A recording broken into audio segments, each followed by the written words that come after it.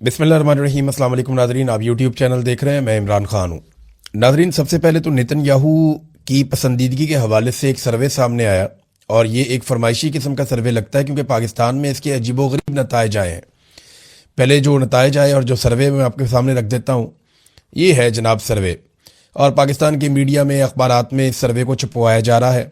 पाकिस्तान के मुख्तलिफ जो मीडिया ग्रुप्स हैं उनकी वेबसाइट्स के ऊपर इस सर्वे को डाला जा रहा है ताकि पाकिस्तान में ग्राउंड बनाई जाए। देखिए, नेतन्याहू के हवाले से पूरी दुनिया के अंदर ये चीज़ सबको पता है कि वो दुनिया के मुतनाज़ तरीन शख्स हैं और नेतन्याहू कई मुल्कों में दाखिल नहीं हो सकता, यूरोप के अंदर कई इलाकों में नहीं जा सकता। नेतन्याहू के ऊपर जंगी जराइम का मुकदमा है, नेतन्याहू के ऊपर अक़वाम मुत्तहिदा में मामलात हैं और इसीलिए अब एक और डोनाल्ड ट्रंप ने सिस्टम बनाया बोर्ड ऑफ पीस का, जिसको बोर्ड ऑफ नेतन भी बाज़ लोग कहते हैं और कोई लोग उसको गज़ा बोर्ड भी कहते हैं। तो ये जो बोर्ड बनाया, उस बोर्ड के अंदर नेतन्याहू को डाला गया ताकि आलमी रहनुमाओं के साथ बैठ के नेतन्याहू की जो तन्हाई है वो दूर हो जाए। अब जनाब, गैलप इंटरनेशनल के सर्वे के मुताबिक इसराइली वजीर आजम को सबसे ज्यादा नापसंद किया जाता है ईरान में, यानी 98% ईरानी शहरी नापसंद करते हैं नेतन्याहू को। इसके बाद बरतानिया में 52% बरतानिया के शहरी नेतन्याहू को नापसंद करते हैं। अमेरिका में 42% अफराद जो है वो नेतन्याहू को खुलकर नापसंदीदा कहते हैं। लेकिन आपको हैरत होगी कि पाकिस्तान में यह सर्वे कहता है कि सिर्फ 49% लोग इसराइली वज़ीर आज़म नेतन्याहू को नापसंदीदा शख्सियत करार देते हैं। ये क्या पाकिस्तान में फैलाया जा रहा मामला। इससे पहले भी एक हमास के रहनुमा होने का दावा किया गया एक शख्स के हवाले से जो बड़े लंबे अरसे से, लगभग 18 साल से तुर्की में है, और उस शख्स के हवाले से दावा किया गया कि वो हमास के बिहाफ पे बयान दे रहा है और अजीबोगरीब किस्म के बयान छाप दिए गए। फिर पाकिस्तान में एक और जाली सर्वे भी पिछले दिनों किया गया कि पाकिस्तान के बोर्ड ऑफ पीस में शमूलियत पर या फौज भेजने के मामलात पर पाकिस्तानी शहरी क्या कहते हैं। तो वहां यह दावा कर दिया गया पाकिस्तानी शहरी इसके हक में है।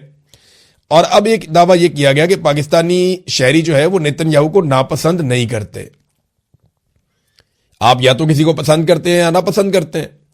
तो अगर 49% लोग नापसंद करते हैं तो 51% लोग क्या करते हैं, यानी 51% लोग ऐसे हैं जो नेतन्याहू को नापसंद नहीं करते।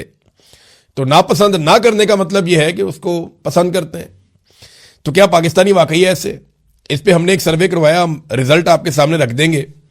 लेकिन सिद्दीक जान साहब ने एक सर्वे करवाया सोशल मीडिया पे और तमाम तर कोशिशों के बावजूद 1.5% से ज्यादा पाकिस्तानी ऐसे नहीं निकले जो नेतन्याहू को पसंद करते हो।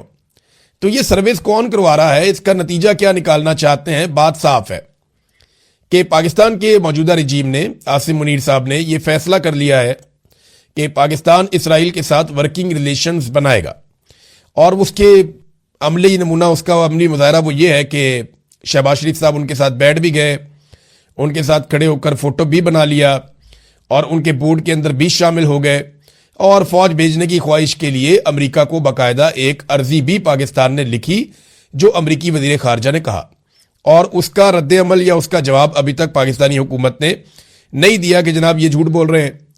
तो ये इनकी तरजीहात हैं, ये इस तरफ लगे हुए हैं। कुछ तैयारा खरीद रहा है, अभी पता चला कि एक तैयारा और भी आ गया। कुछ सोर्सेज ये दावा कर रहे हैं, कुछ लोग जो हैं वो सोशल मीडिया पे दावा कर रहे हैं कि एक तो तैयारा वो था जो मरियम नवाज ने लिया, एक उससे भी दुगनी कीमत का तैयारा है जो आर्मी एविएशन ने लिया है। अब ये इतना लग्जरी तैयारा लड़ाई के काम तो आता नहीं है, ट्रैवलिंग के काम आता है। तो इतना लग्जरी और कीमती तैयारा अगर लिया जाता है तो वो किस काम आएगा? यानी अय्याशी वाली ट्रैवलिंग है ना, और क्या है। तो उसमें अब यानी मिलिट्री एविएशन को इस तरह के तैयारे की क्यों जरूरत पेश आई? ये सवाल अगर पाकिस्तान में कोई पूछेगा तो वो जबरी तौर पे लापता कर दिया जाएगा और उसको तशद्दुद का निशाना बनाया जाएगा, उसको और उसके खानदान को इबरत का निशान बना दिया जाएगा। लिहाजा मरियम नवाज के तैयारे के बारे में तो पूछा जा सकता है, लेकिन मुबैना तौर पे जो आसिम मुनीर साहब का तैयारा उसके बारे में सवाल नहीं किया जा सकता फिर, अगर तो ये तैयारा लिया गया है। क्योंकि मेरे पास डायरेक्ट इत्तला इसके बारे में कोई नहीं है। जो इन्फॉर्मेशन मुझे मिली है वो सोशल मीडिया के कुछ क्रेडिबल लोग हैं वो उसके ऊपर कह रहे हैं, कुछ ऐसे लोग हैं जिनकी क्रेडिबिलिटी नहीं भी है वो भी इसके बारे में कह रहे हैं। बहरहाल ये खबर तो आई है। और देखें, जहां धुआं होता है वहां आग तो लगी होती है ना, ऐसे तो नहीं हो जाता। और यह बताया जा रहा है कि यह तैयारा गल्फ स्ट्रीम का उससे भी महंगा और डबल कीमत का तैयारा है। बहरहाल इमरान खान साहब को 25 तारीख को इंजेक्शन लगाया जाएगा, यह हुकूमत ने दावा किया था। हो सकता है 24 को ही खामोशी से निकाल के लगा दिया जाए, अपोजिशन 25 का इंतजार करती रहे, हो सकता है, यह भी हो सकता है। देखिए यह हुकूमत कुछ भी कर सकती है। अगर इमरान खान साहब मान गए तो फिर तो ये उनको इंजेक्शन कहीं पे भी ले जाके लगा देंगे, लेकिन अगर इमरान खान साहब ने यह कहा कि मैं इंजेक्शन नहीं लगवाता, देखिए ना ये ऑप्शन है ना। एक तो इमरान खान साहब को फिक्र है अपनी आंख की और वो ये चाहते हैं उनकी आंख ठीक हो, तो उन्हें ये रिस्क नहीं लेना चाहिए कि उनकी फैमिली को बुलाते हैं या नहीं बुलाते, उन्हें कोऑपरेट करना चाहिए इलाज के लिए। लेकिन एक पॉसिबिलिटी ये भी है कि वो कहें कि मैं इंजेक्शन लगवाता ही नहीं जब तक कि मेरी फैमिली नहीं आ जाती, मेरे डॉक्टर्स नहीं आ जाते, मुझे उनसे बात करनी है, तो फिर इनको मिलवाना भी पड़ेगा। तो ये एक अजीबोगरीब सूरत हाल है। बहरहाल कहां लेकर जाते हैं, किस तरह लेकर जाते हैं, किस तरीके से करते हैं, हम कुछ कह नहीं सकते। लेकिन 25 तारीख का दावा किया जा रहा है और तहरीके तहफ़्फ़ुज़ आईन पाकिस्तान ने मुतालबा किया है कि शिफा इंटरनेशनल अस्पताल में लाया जाए, वहां पे ये प्रोसीजर किया जाए और डॉक्टर आसिम और डॉक्टर फैसल की मौजूदगी में यह होना चाहिए। जबकि तहरीके इंसाफ और इमरान खान साहब की फैमिली का मुतालबा है कि इमरान खान साहब की बहनों को या फैमिली को भी वहां पे होना चाहिए। अब नाजरीन इस मामले में अयाज सादिक साहब की भी एंट्री हो गई है। अयाज सादिक साहब कहते हैं, ये स्पीकर हैं कौमी असम्बली के, कि मुल्क से मैं बाहर था जब डॉक्टर ने इमरान खान को देखना था, मुझे मोहसिन नकवी का फोन आया, मैंने बैरिस्टर गौहर को पैगाम दिया कि मर्जी के डॉक्टर्स और फैमिली मेंबर्स का नाम दे दें। मैंने कॉन्फ्रेंस कॉल में कहा कि गौहर साहब आप चले जाएं, ताखीर से हम मुआयना शुरू कर देंगे, आप आ जाएं। डॉक्टर कहेगा तो 1 महीने के लिए अस्पताल में शिफ्ट कर देंगे, अगर डॉक्टर नहीं मानेंगे तो फैसला कानून के मुताबिक होगा। अयाज सादिक साहब का इस सारे मामले में क्या लेना देना?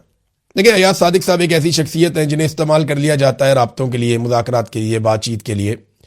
ये उन लोगों में से एक है और एस्टेब्लिशमेंट जो है वो इनके साथ कंफर्टेबल रहती है। मोहसिन नकवी जैसे लोग भी इनके साथ कंफर्टेबल रहते हैं।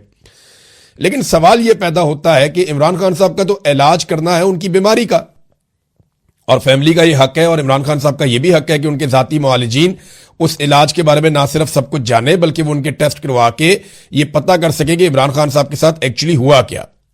अब इन चीजों को छुपाया जा रहा है।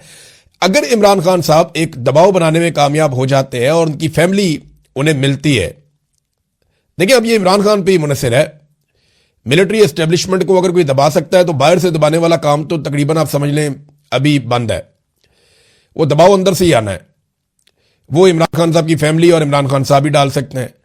तो अगर वो मुलाकात करवाई जाती है तो उसमें इमरान खान साहब की जानिब से लाजमन कोई ना कोई स्टेटमेंट या कोई ना कोई हिकमत अमली या कोई ना कोई बयान बाहर आएगा।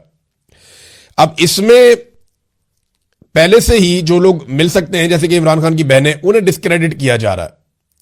मैंने आपको पहले भी यह बात बताई थी कि इमरान खान साहब की बहनों को डिस्क्रेडिट करने पे सारे के सारे लोग लगे हुए हैं ताकि अगर मुस्तकबिल करीब में इलाज की वजह से या ईद की वजह से इमरान खान साहब की मुलाकात हो जाती है अपनी फैमिली के साथ, तो जो भी पैगाम बाहर आए तो पहले से ही उस पैगाम को मुतनाज़े बनाया जा सके। कुछ लोग दावा कर रहे हैं कि अलीमा खानम को गिरफ्तार कर लिया जाएगा,